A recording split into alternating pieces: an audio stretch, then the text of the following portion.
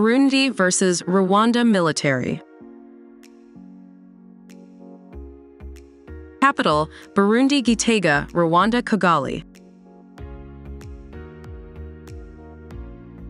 Population, Burundi 12.5 million, Rwanda 13.4 million. President, Burundi Evariste Ndayishimiye, Rwanda Paul Kagame. GDP, Burundi $2.7 billion, Rwanda $11 billion. Defense budget, Burundi $70 million, Rwanda $177 million. Nuclear weapons, Burundi 0, Rwanda 0.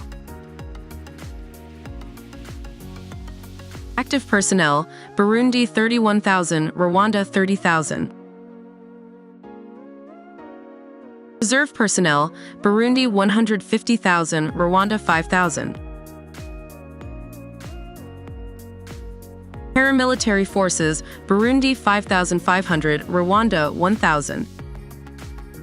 Combat tanks, Burundi 10, Rwanda 29.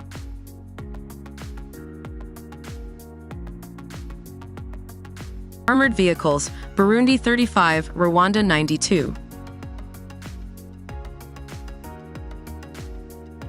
MRAP vehicles, Burundi 10, Rwanda 0.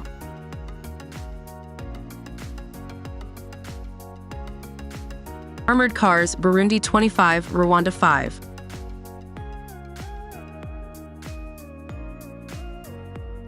APC, Burundi 15, Rwanda 75.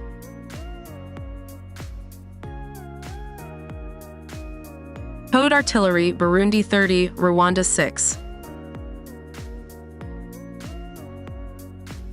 Self-propelled artillery, Burundi 0, Rwanda 0. Rocket projectors, Burundi 13, Rwanda 10. Air Force, Burundi Burundian Air Force, Rwanda Rwanda Air Force. Total aircraft, Burundi 16, Rwanda 26. Fighter aircraft, Burundi 0, Rwanda 0.